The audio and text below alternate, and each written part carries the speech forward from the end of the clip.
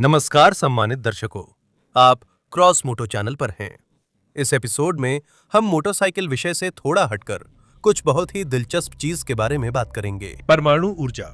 20वीं सदी में इंसान ने उस ऊर्जा को वश में करना सीख लिया जो भारी तत्वों के रेडियोधर्मी क्षय के दौरान निकलती है। ये प्रतिक्रियाएं जो ऊर्जा का विशाल स्रोत हैं, वजन में समान ईंधन को जलाने पर मिलने वाली ऊर्जा से कई गुना अधिक ऊर्जा उत्पन्न करती हैं। ऊर्जा उत्सर्जन के मामले में इन्हें केवल संलयन और एनिहिलेशन की प्रतिक्रियाएं ही पीछे छोड़ सकती हैं, और इंसान ने इस शक्ति को विनाश के साथ साथ सृजन के लिए भी इस्तेमाल करना सीख लिया है। परमाणु बम, मैनहट्टन परियोजना, हिरोशिमा, ये सब अविश्वसनीय शक्ति वाले हथियार के निर्माण और उपयोग की कहानियां हैं। इंटरनेट पर इन पर कई डॉक्यूमेंट्री व सामग्री हैं, पर हमें शांतिपूर्ण परमाणु ऊर्जा में ज्यादा रुचि है। ज्यादातर लोग जानते हैं कि परमाणु रिएक्टर ऊर्जा उत्पादन और जहाजों, पनडुब्बियों जैसे परिवहन साधनों में ऊर्जा स्रोत के रूप में इस्तेमाल होते हैं। हालांकि परमाणु ऊर्जा के स्वर्ण युग में, यानी पिछली सदी के 50 और 60 के दशक में, इंसानों को लगता था कि यह तकनीक हर जगह इस्तेमाल होगी। चिकित्सा और उद्योग से लेकर निजी घर के लिए कॉम्पैक्ट, कहने को हमेशा चलने वाले ऊर्जा स्रोत और कार के लिए ऊर्जा संयंत्र तक। परमाणु तकनीकों को आगे बढ़ाने में मुख्य भूमिका स्वाभाविक रूप से सैन्य बलों की थी। कभी वे बख्तरबंद टैंक में रिएक्टर चाहते थे, तो कभी ऐसा बम वर्षक विमान जिसकी उड़ान सीमा केवल चालक दल की सहनशक्ति से सीमित हो। असैनिक क्षेत्र भी नई तकनीक अपनाने में पीछे नहीं रहना चाहते थे। इतिहास में कुछ कॉन्सेप्ट्स और मशीनें दर्ज हैं जो परमाणु अभिक्रियाओं की ऊर्जा से चलती थीं। मैं आपको परमाणु कारों के बारे में बताना चाहता हूं। आराम से बैठिए और आनंद लीजिए।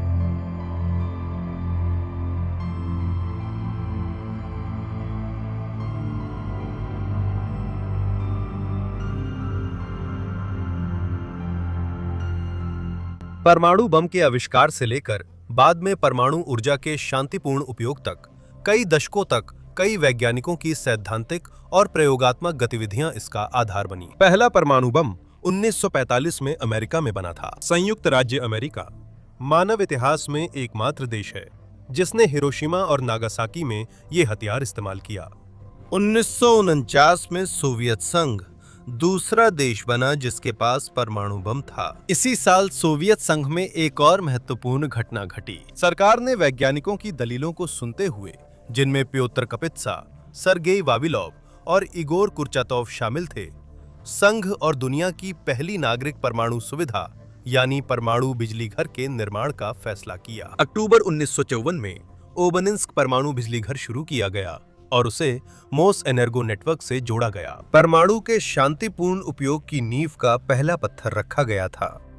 परमाणु ऊर्जा का उपयोग करने वाला पहला गतिशील वस्तु पनडुब्बी बनी। यह यूएसएस नॉटिलस था, जिसे ग्रोटन के शिपयार्ड में 14 जून 1952 को रखा गया था और वो 21 जनवरी 1954 को पानी में उतारा गया था। परमाणु दौर के अगले चरण में सोवियत संघ ने बाजी मारी। पहला नागरिक सतह पर चलने वाला जहाज जिसमें परमाणु ऊर्जा संयंत्र था, आइस ब्रेकर लेनिन था, जिसे 1956 में शिपयार्ड में रखा गया और 1959 में सेवा में आया। अब सोचिए, उस समय लोग नई तकनीक और ऊर्जा स्रोतों पर कैसे सपने देख रहे थे और आशा कर रहे थे। ऊपर बताए गए साकार किए गए विचारों और संरचनाओं के अलावा ढेर सारे प्रोटोटाइप, कॉन्सेप्ट और आइडियाज भी थे। कुछ तो बिल्कुल तर्कसंगत और सोच समझकर बनाए गए थे, तो कुछ पूरी तरह से बेतुके थे। जमीन पर परमाणु परिवहन में दो प्रमुख रुचि के उभार देखे जा सकते हैं। पहला उभार पिछली सदी के 50 और 60 के दशक में आया था और ये सोवियत संघ और संयुक्त राज्य अमेरिका के बीच हथियारों की दौड़ के साथ साथ वैज्ञानिकों की इस मजबूत धारणा से जुड़ा था कि आने वाले वर्षों में परमाणु ऊर्जा पूरी तरह से वश में कर ली जाएगी। दूसरा उभार 2010 के दशक की शुरुआत में आया और आज तक जारी है। इस दौर का आधार अलग है, नई तकनीकों और सामग्रियों का आना, किसी भी दिन नियंत्रित थर्मोन्यूक्लियर संलयन प्रतिक्रिया के सफल होने की उम्मीद और अंतरिक्ष यात्राओं की लोकप्रियता में एक नया दौर। इन सभी घटनाओं ने कई इंजीनियरों को एक बार फिर परमाणु कार की अवधारणा पर काम करने के लिए प्रेरित किया। आइए पिछली सदी के 50 के दशक में लौटते हैं। इससे पहले कि रिएक्टर वाली कार की कल्पना की जाए, परमाणु टैंक की अवधारणा पर पहले से ही काम चल रहा था। टीवी, एक टैंक का मॉडल, जून 1954 में डेट्रॉइट में आयोजित बख्तरबंद तकनीक के विकास की संभावनाओं पर एक सम्मेलन में दिखाया गया था। यह टैंक एक 70 टन की युद्ध मशीन होने वाली थी, जिसे 105 मिमी की T-140 तोप से लैस किया जाना था और इसकी सामने की बख्तरबंद प्लेट 350 मिमी मोटी होनी थी। इंजीनियरों के अनुसार रिएक्टर की मदद से अत्यधिक गर्म हवा पर काम करने वाला टरबाइन टैंक को 500 घंटे तक पूरी शक्ति से चला सकता था। इसी सम्मेलन में प्रस्तुत किया गया दूसरा टैंक R-32 था। इस अवधारणा का मतलब था कि TV-1 की तुलना में एक हल्का टैंक बनाया जाए। R-32 को एक परमाणु रिएक्टर से लैस करने की योजना थी, जो टैंक को 6500 किलोमीटर की रेंज देता। R-32 का वजन लगभग 50 टन होना था। इसकी सामने की तरफ 120 मिलीमीटर की बख्तरबंदी होती और मुख्य हथियार के रूप में 90 मिलीमीटर की स्मूथ बोर तोप T-208 लगाई जाती। दोनों परियोजनाओं को आगे बढ़ाने की सिफारिश नहीं हुई थी। ओपन सर्किट कूलिंग रिएक्टर हवा को गंभीर रूप से प्रदूषित करता।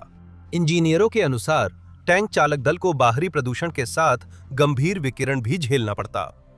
अगर TV-1 और R-32 बनाए जाते तो वे अपनी सेना के लिए दुश्मन से ज्यादा खतरनाक होते। परमाणु इंजन वाले टैंक की अवधारणा की मुख्य समस्या यह थी कि लंबी दूरी तय करने की क्षमता का मतलब तकनीक की अधिक स्वायत्तता नहीं था। इस फायदे को बेअसर करने वाले कारक गोला बारूद, स्नेहक सामग्री और ट्रैक की उम्र थी। टैंक को नुकसान पहुंचने पर इलाके में रेडियोधर्मी प्रदूषण की काफी संभावना थी। टैंक की तीसरी डिजाइन दिखने में काफी अजीब TV-8 थी। इसका वजन 25 टन था और इसमें पावर यूनिट के तौर पर शेवरले का V8 इंजन लगा था। इंजीनियरों ने इस डिजाइन में गैस टरबाइन पावर यूनिट और न्यूक्लियर रिएक्टर दोनों लगाने की संभावना भी देखी थी। इस मॉडल को भी छोड़ दिया गया क्योंकि इसमें आम हल्के टैंकों के मुकाबले कोई खास फायदा नहीं था। वैसे लगभग इन्हीं वर्षों में सोवियत सोशलिस्ट रिपब्लिक संघ और अमेरिका में बमवर्षक विमानों में परमाणु पावर यूनिट लगाने के प्रयोग हो रहे थे। अमेरिका में कॉन्वेयर X6 और सोवियत संघ में टुपोलेव Tu-119 था। इसका उद्देश्य विमान की रेंज और स्वायत्तता कई गुना बढ़ाना था। हालांकि यहां इंजीनियरों को वही समस्याएं झेलनी पड़ी जिनका जिक्र कुछ पैराग्राफ पहले किया गया था। और बैलिस्टिक मिसाइलों के विकास, जिनकी बनावट परमाणु विमान की तुलना में सरल और सस्ती थी, ने विमानन क्षेत्र में परमाणु ऊर्जा के साथ आगे के प्रयोगों पर पूरी तरह विराम लगा दिया। ये जानकारी उन वर्षों की घटनाओं को बेहतर समझने में मदद करेगी। वैज्ञानिक और इंजीनियर इन अवधारणाओं पर काम कर रहे थे, जिससे परमाणु रिएक्टरों, उनकी क्षमताओं और समस्याओं का ज्ञान लगातार बढ़ रहा था। परमाणु ऊर्जा से चलने वाली नागरिक कार की अवधारणा पर काम करना या उसे बनाने की कोशिश बस समय की बात थी। कई इंटरनेट स्रोत पूरी गंभीरता से दावा करते हैं कि फोर्ड न्यूक्लियन पहला परमाणु कार का कॉन्सेप्ट था और लगभग एकमात्र था, लेकिन यह सच नहीं है। स्थिति कुछ इस प्रकार थी। 50 के दशक के दूसरे हिस्से में अलग अलग देशों के कई डिजाइन ब्यूरो परमाणु कार के विचार से प्रेरित हो गए थे। इन कॉन्सेप्ट्स की प्रस्तुतियां लगभग एक ही साल में हुई थीं और फोर्ड का न्यूक्लियन भी उनमें था। फोर्ड का जिक्र हुआ है तो वहीं से शुरू करते हैं। फोर्ड न्यूक्लियन 1958 में जनता के सामने पेश किया गया था। यह एक कॉन्सेप्ट था और इसका एक छोटा मॉडल बनाया गया था। फोर्ड इंजीनियर वही तकनीक अपनाना चाहते थे जो पनडुब्बी USS नॉटिलस पर आजमाई गई थी। न्यूक्लियर रिएक्टर को 2 टरबाइनों को भाप से चलाने के लिए ऊर्जा देनी थी। सब कुछ सीधा है। कार में पानी का एक भंडार होता है जिसे रिएक्टर से निकलने वाली गर्मी भाप में बदल देती है और वही भाप टरबाइनों को घुमाती है। एक टरबाइन पहियों को घुमाती है, दूसरी कम शक्तिशाली टरबाइन इलेक्ट्रिक जनरेटर घुमाकर गाड़ी की इलेक्ट्रिकल सिस्टम को बिजली देती है। दिलचस्प है कि फोर्ड के इंजीनियरों ने पावर यूनिट को मॉड्यूलर ब्लॉक के रूप में डिजाइन किया। योजना थी कि कई प्रकार के रिएक्टर मॉड्यूल्स पेश होंगे, जैसे ज्यादा पावर वाले या किफायती, जो एक बार की फ्यूलिंग में कोट अनकोट अधिक दूरी तय करें। अनुमान था कि रिएक्टर को 8000 किलोमीटर रेंज देनी चाहिए। यह कोई हमेशा चलने वाली मशीन नहीं है, लेकिन फिर भी ये आंतरिक दहन इंजन वाली ज्यादा ईंधन खाने वाली गाड़ियों के लिए एक बहुत ही मजबूत प्रतिस्पर्धी है। थोड़ा सा ऐतिहासिक संदर्भ। उस समय की अमेरिकी कारें अपनी ज्यादा ईंधन खपत के लिए मशहूर थीं और कुछ हलकों में ईंधन की खपत पर घमंड किया जाता था। तेरी शेवरले 100 किलोमीटर में 30 लीटर पीती है, फिसड्डी। मेरी फोर्ड 40 लीटर खाती है। फोर्ड न्यूक्लियन में सर्विस स्टेशन पर इस्तेमाल रिएक्टर को नए रिएक्टर से बदलने की योजना थी और पुराने रिएक्टर को फैक्ट्री में फिर से ईंधन भरने और सर्विसिंग के लिए भेजा जाना था। एक और सवाल उठता है, तो रेडिएशन सुरक्षा का क्या होगा? फोर्ड के इंजीनियर इस दिशा में काम कर रहे थे। सबसे पहले ड्राइवर और यात्री को रेडियोधर्मी स्रोत से जितना हो सके दूर गाड़ी के अगले पहियों के आगे बैठाया गया। साथ ही रिएक्टर के चारों ओर शीशे की सुरक्षा लगाने के लिए जगह भी बनाई गई थी। कॉन्सेप्ट की बाहरी बनावट ने विचार की भविष्यवादी सोच दिखाई। वैसे कार के बाहरी डिजाइन के कम से कम 2 विकल्प बने थे, एक में टेल फिन्स थे, दूसरे में नहीं। जैसा कि आप समझ सकते हैं, न्यूक्लियन बस एक कॉन्सेप्ट रह गया। उस समय पनडुब्बी के रिएक्टर को इतना छोटा बनाना असंभव था कि उसे कार के चेसिस में लगाया जा सके। इसके वजन में शीशे की रेडिएशन सुरक्षा भी जोड़ लीजिए। S2W रिएक्टर का असली मॉडल पनडुब्बी पर 35 टन वजनी था और सुरक्षा संरचना के साथ इसका व्यास लगभग 5 मीटर था। इसके साथ ही परमाणु हॉलोकॉस्ट का वाजिब डर भी जोड़ लीजिए। मानवता को हिरोशिमा और नागासाकी के उदाहरण से पहले ही पता चल चुका था कि विकिरण कितने भयानक परिणाम ला सकता है। फोर्ड न्यूक्लियन की अवधारणा दिखाने से कुछ महीने पहले 10 अक्टूबर 1957 को उत्तर पश्चिम इंग्लैंड के सेलाफील्ड परमाणु परिसर के 2 में से एक रिएक्टर में भारी रेडियोधर्मी रिसाव हुआ था। जिन्होंने सोरेन की डॉक्यूमेंट्री देखी है वे इस नाम से परिचित हैं। फोर्ड न्यूक्लियन का मूल मॉडल इस समय हेनरी फोर्ड म्यूजियम में रखा हुआ है। 1958 में फ्रांसीसी अर्बेल सिमेट्रिक भी एक ऐसी कार थी जिसके डिजाइन में परमाणु ऊर्जा का इस्तेमाल सोचा गया था। पहली अर्बेल को आंद्रे लुबियर ने अपने भाई मॉरिस के सहयोग से 1951 में डिजाइन और तैयार किया था और इसे एक हाइब्रिड के रूप में सोचा गया था। सिमका का इनलाइन 4 इंजन जनरेटर को घुमाता था जिससे ऊर्जा इलेक्ट्रिक मोटर तक जाती थी और सिमेट्रिक नाम इसे इसकी सम्मितता के कारण मिला। सब कुछ सीधा साधा है। 2 साल में प्रयोगों और प्रस्तुतियों के लिए कई कारें बनाई गईं, लेकिन मामला आगे नहीं बढ़ सका। अपनी कार के विचार पर लुब्बेर 4 साल बाद वापस लौटे। दूसरा संस्करण 57 और 58 के बीच विकसित किया गया था। इसे मार्च 58 में जिनेवा ऑटो शो में प्रस्तुत किया गया था। इस कॉन्सेप्ट के लिए वैकल्पिक पावर यूनिट्स पर विचार किया गया था। पहली एक गैस जनरेटर थी, लेकिन हमें दूसरी में दिलचस्पी है। फ्रांसीसी इस डिजाइन में 40 किलोवाट का न्यूक्लियर थर्मल जनरेटर लगाना चाहते थे, जो ईंधन के रूप में परमाणु कचरे की कैसेट्स का इस्तेमाल करता। इस यूनिट की खासियत ये थी कि फोर्ड कंपनी की योजना के बजाय फ्रांसीसियों ने रिएक्टर की जगह न्यूक्लियर बैटरी चुनी। न्यूक्लियर रिएक्टर की तरह यह भी गर्मी बनाती है, जिससे कूलेंट गर्म होकर ऊर्जा को मैकेनिकल या इलेक्ट्रिकल रूप में बदल सकता है। लेकिन ऐसी बैटरी में रिएक्टर के विपरीत चेन रिएक्शन नहीं होती है। वैसे इस तकनीक की शुरुआत 1913 में हुई थी। ठीक उसी समय हेनरी मॉजली ने पहली बार चार्ज्ड पार्टिकल्स के विकिरण से उत्पन्न करंट का प्रदर्शन किया था। कुल मिलाकर ऐसी बैटरी को इलेक्ट्रिक मोटरों को ऊर्जा देनी थी जो आर्बेल सिमेट्रिक को चलाते। रेडिएशन सुरक्षा की व्यवस्था थी और न्यूक्लियर बैटरी रिएक्टर से काफी छोटी होने से कार का वजन व आकार भी सीमित था। लुबियर भाई 100 टैक्सी कारें बनाने की तैयारी में थे और 1959 की 24 आवर्स ऑफ ले मैन्स रेस में भी भाग लेना चाहते थे। उनकी योजनाएं पूरी नहीं हो पाईं। फ्रांसीसी सरकार ने परमाणु ईंधन के इस्तेमाल को मंजूरी नहीं दी और इस तरह इस कॉन्सेप्ट पर आगे का काम अपने आप रुक गया। अनोखा प्रोटोटाइप स्टूडेबेकर पैकार्ड एस्ट्रल 1957 में बनाया गया था और पहली बार 12 जनवरी 1958 को साउथ बेंड के आर्ट सेंटर में पेश किया गया और फिर उसी साल मार्च में जिनेवा ऑटो शो में दिखाया गया। एस्ट्रल को कंपनी के डिजाइन विभाग प्रमुख एडवर्ड हेरमैन ने डिजाइन किया था। इस प्रोजेक्ट का उद्देश्य टीम को फाइबर ग्लास के साथ काम का अनुभव दिलाना था। काम के दौरान इसमें हर संभव फ्यूचरिस्टिक चीज जोड़ी गई, जैसे सिंगल ट्रैक के साथ जायरोस्कोप बैलेंसिंग और न्यूक्लियर पावर यूनिट, जो तकनीकी रूप से पूरी तरह विकसित नहीं थी, और उड़ने की संभावना भी।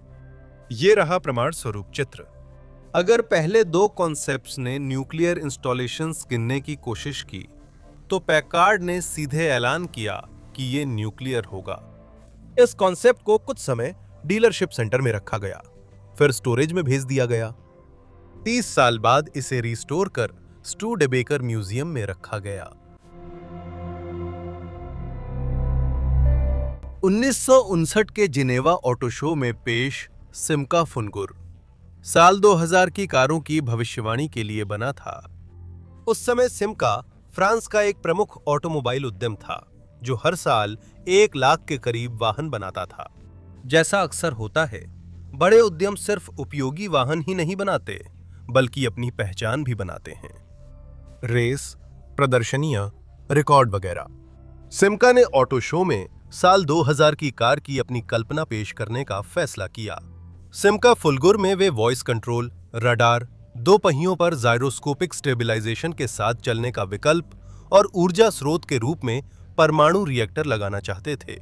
सिमका में भी, जैसे स्टूडेबेकर पैकार्ड में था, उन्होंने पावर यूनिट पर ज्यादा ध्यान नहीं दिया।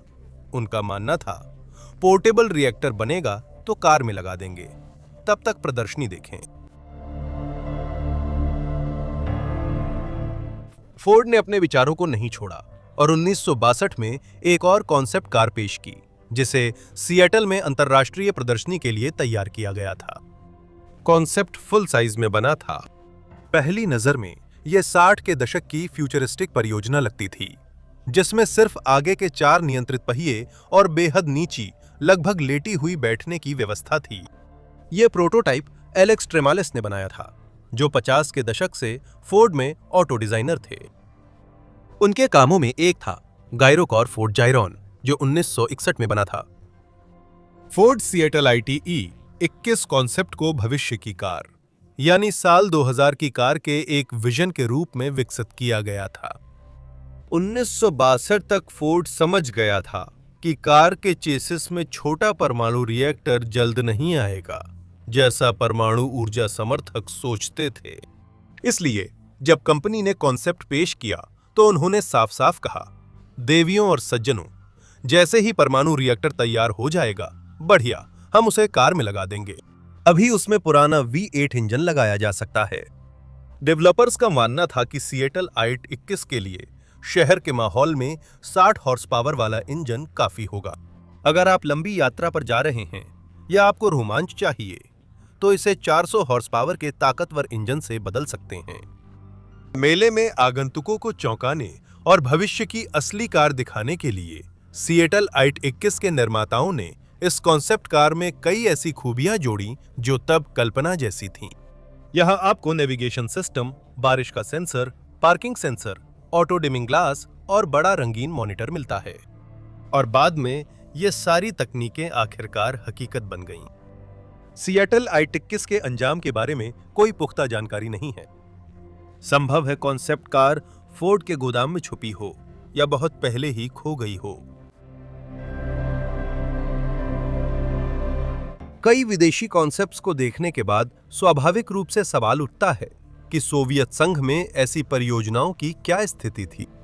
20वीं सदी की दूसरे भाग में सोवियत संघ भी अमेरिका की तरह परमाणु तकनीक के क्षेत्र में अग्रणी देश था।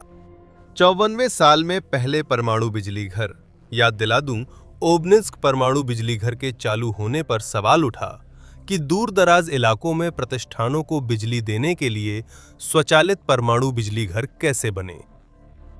TES-3 नागरिक वाहन नहीं है, लेकिन इसकी संरचना बहुत दिलचस्प है और उस पर ध्यान देना जरूरी है।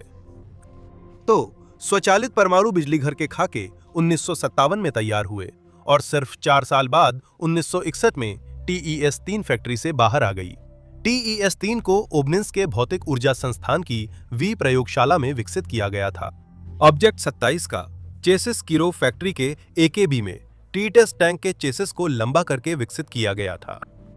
इस कॉम्प्लेक्स को प्लेटफॉर्मों पर रेलवे या जल परिवहन के जरिए अंतिम बिंदु तक ले जाया जा सकता था और वहां से ये अपने दम पर गंतव्य तक जा सकता था। इस कॉम्प्लेक्स में कुल 4 स्वचालित घटक थे।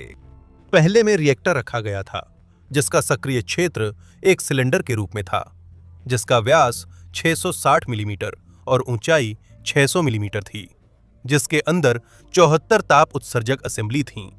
यह एक द्विपरिपथ जल रिएक्टर था, जिसकी तापीय क्षमता 8.8 मेगावाट थी।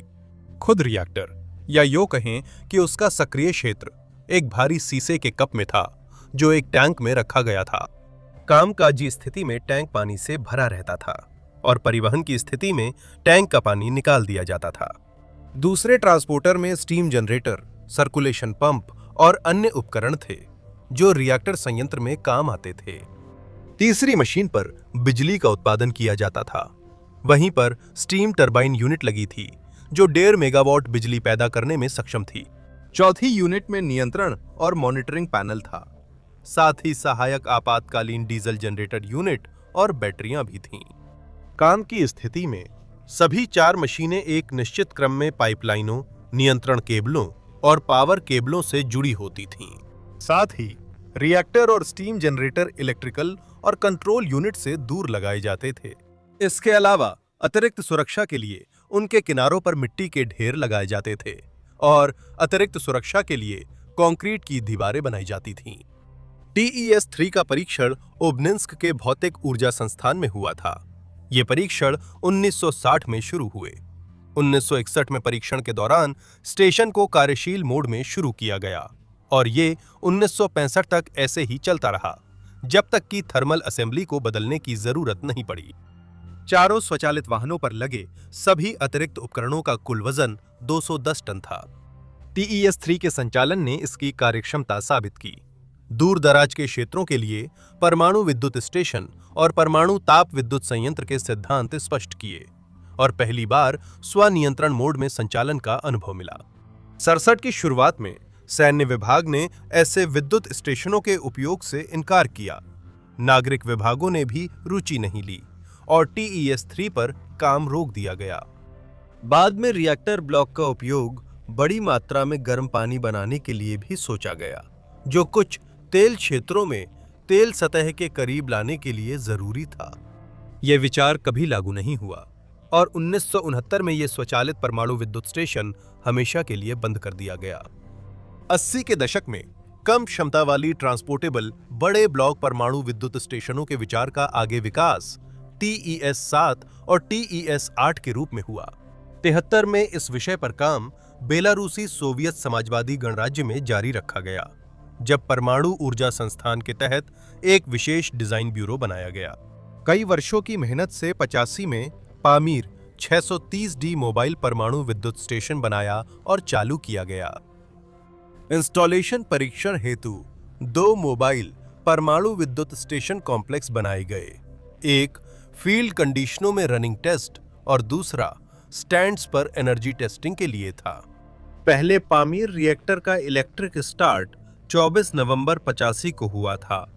परीक्षण सितंबर 86 तक जारी रहे। प्रयोगात्मक नमूने ने अलग अलग लोड मोड्स पर कुल मिलाकर लगभग 3500 घंटे काम किया।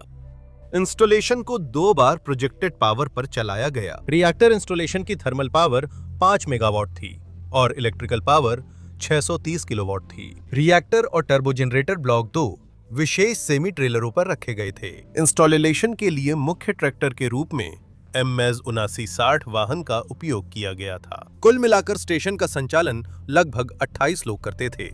इंस्टॉलेशन को रेलवे, समुद्री और हवाई परिवहन द्वारा ले जाने के लिए डिजाइन किया गया था। पामीर और TES 7 और 8 पर आगे के विकास पर 1986 में चेरनोबिल परमाणु बिजली घर की आपदा ने पूर्ण विराम लगा दिया। पामीर 630D परियोजना पर काम बंद कर दिया गया था। हालांकि तकनीकी दस्तावेज और अनुभव व्यर्थ नहीं गए और 2020-2021 के समाचार लेखों में ये जानकारी सामने आई थी कि रूस में ऐसी ही एक इकाई के निर्माण और परीक्षण पर काम चल रहा है। हालांकि आइए समय रेखा में पीछे चलते हैं। 60 के दशक की शुरुआत में अमेरिकी परमाणु कार की अवधारणाओं पर ध्यान देते हुए निकिता ख्रुश्चेव ने देश के वैज्ञानिकों और इंजीनियरों को एक नागरिक यात्री परमाणु कार विकसित करने का कार्य सौंपा। 60 के दशक की शुरुआत में भौतिक विज्ञानी अलेक्जेंडर कामनेव के नेतृत्व में एक बंद ऑटोमोबाइल डिजाइन ब्यूरो के इंजीनियरों ने यह कार्य शुरू किया। उन्होंने स्वयं वोल्गा एटम का मुख्य घटक परमाणु संयंत्र डिजाइन किया। वोल्गा एटम के लिए आधार प्रोडक्शन गाज 21 वोल्गा बनी थी। इस कार में सबसे दिलचस्प चीज इसकी पावर यूनिट है। A2 इंजन एक पारंपरिक 4 सिलेंडर इंजन था। बस फर्क इतना था कि इसमें ईंधन के रूप में यूरेनियम 235 इस्तेमाल होता था। सिलेंडर के पिस्टन सिरों पर समृद्ध यूरेनियम की डिस्क और सिरे पर ग्रेफाइट डिस्क लगी थीं, जो न्यूट्रॉन को धीमा करती थीं। वर्किंग मीडियम के रूप में सिलेंडर में हीलियम भरी गई थी। संपीड़न की प्रक्रिया में यूरेनियम के द्रव्यमान पास आ जाते थे, जिससे न्यूट्रॉन के गुणन का गुणांक बढ़ने लगता था। ऊष्मा उत्पन्न होने के कारण हीलियम गर्म होकर फैलने लगता था और पिस्टन को धक्का देता था। यह पावर स्ट्रोक था। इंजन की गति को नियंत्रित करना और उसे रोकना अवशोषक रॉड्स की मदद से किया जा सकता था, जो वॉल्वों की जगह पर लगाए गए थे और बदलती कैमशाफ्ट फेस के साथ पुश किए जाते थे। न्यूक्लियर फ्यूल खर्च होने पर उसकी भरपाई के लिए फेस शिफ्ट किया जाता था।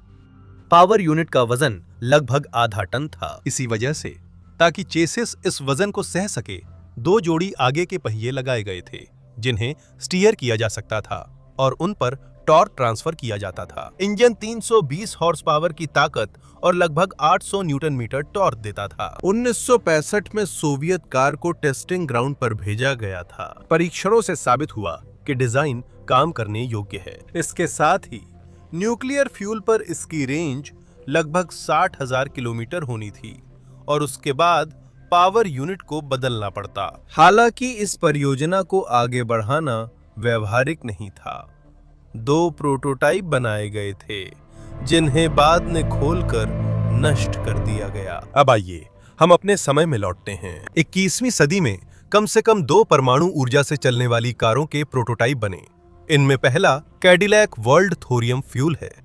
इस कॉन्सेप्ट कार को लॉरेन कूल्सस ने 2009 में विकसित किया था। इस कॉन्सेप्ट का मुख्य विचार ऐसी कार डिजाइन करना था जो रोजाना इस्तेमाल में 100 साल तक बिना मरम्मत और बिना दोबारा ईंधन के चले। इस लक्ष्य को हासिल करने के लिए कॉन्सेप्ट के लेखक ने सुझाव दिया है कि टिकाऊ सामग्री का इस्तेमाल किया जाए, मुख्य प्रणालियों को डुप्लीकेट किया जाए ताकि उनकी उम्र बढ़ सके और थोरियम पर चलने वाली न्यूक्लियर पावर यूनिट का इस्तेमाल किया जाए। 21वीं सदी में परमाणु वैज्ञानिक थोरियम पर यूं ही ध्यान नहीं दे रहे हैं। असल में पृथ्वी पर यह रेडियो एक्टिव तत्व यूरेनियम से 3-4 गुना अधिक मिलता है। इस कैडिलैक के लिए laser power systems company thorium ऊर्जा संयंत्र पर काम कर रही थी और इसे सीरियल प्रोडक्शन में लाने की योजना बना रही थी। इस कंपनी ने केवल 250 किलोग्राम वजन वाली यूनिट बनाने में सफलता पाई, जो कि आधुनिक V8 इंजन के वजन के बराबर है। कैडिलैक WTF की बनावट में सबसे अनोखी चीज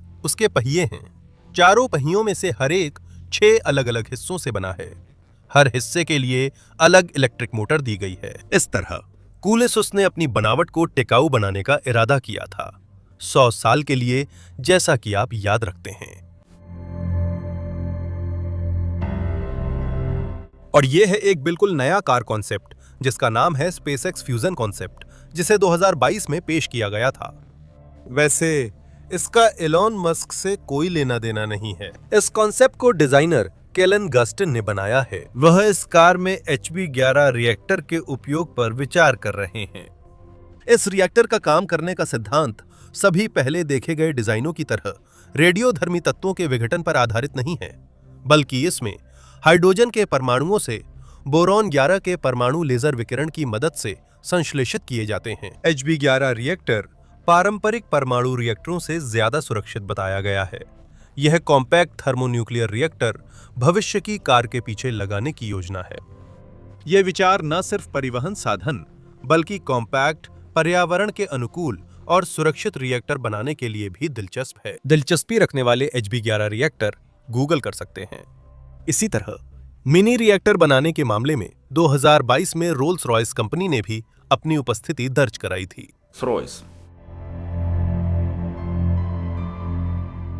परमाणु कार बनाने का सपना पिछले 7 दशकों से हवा में तैर रहा है। नतीजतन हमारे पास कई कॉन्सेप्ट्स, कुछ बने मोबाइल परमाणु बिजली स्टेशन और वोल्गा एटम का एक संदिग्ध तथ्य है।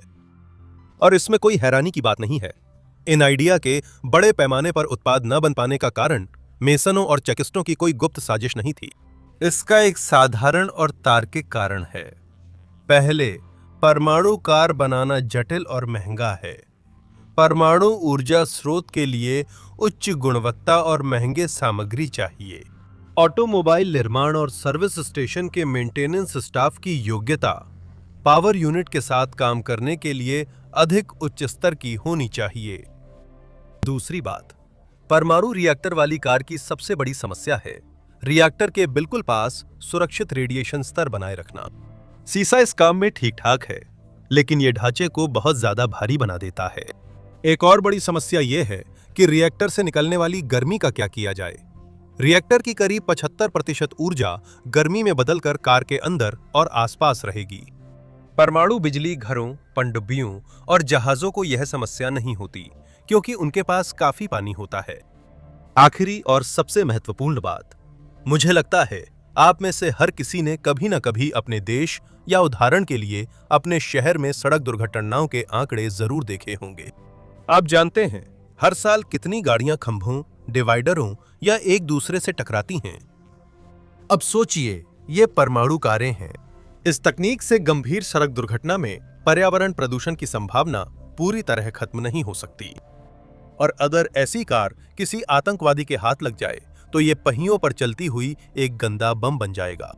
ये अच्छा रहा कि आम नागरिकों के लिए परमाणु कार का विचार सिर्फ कॉन्सेप्ट या कुछ प्रोटोटाइप तक ही सीमित रहा। जहां तक खास परमाणु तकनीक की बात है जिस पर प्रशिक्षित लोग काम करते हैं, जैसे कि TES-3, तो ऐसी तकनीकों के प्रति मेरा नजरिया काफी सकारात्मक है। हालांकि प्रशिक्षित स्टाफ के साथ भी कभी-कभी अनहोनी हो जाती है। साल 2023 तक थर्मोन्यूक्लियर फ्यूजन और थोरियम रिएक्टरों को लागू करने की संभावना अब भी काफी दिलचस्प बनी हुई है। हालांकि ये समझना जरूरी है कि इन तकनीकों के सामने अभी भी कई समस्याएं और सवाल हल करने बाकी हैं। इस क्षेत्र में आगे क्या होगा, ये तो समय ही बताएगा। दोस्तों, मेरी कहानी यहीं खत्म होती है। इस वीडियो को देखने के लिए आपने समय निकाला, इसके लिए आपका बहुत बहुत धन्यवाद। अगर आपको ये पसंद आया हो तो कृपया लाइक करें, अपने अच्छे दोस्तों को इसकी कहानी सुझाएं, और अगर आपने अभी तक सब्सक्राइब नहीं किया है तो सब्सक्राइब भी करें। उन सभी का विशेष धन्यवाद जो चैनल की मदद करने के लिए विवरण में दिए गए विवरणों के अनुसार आर्थिक सहयोग करते हैं। आपके साथ था चैनल क्रॉसमोटो। फिर मिलेंगे।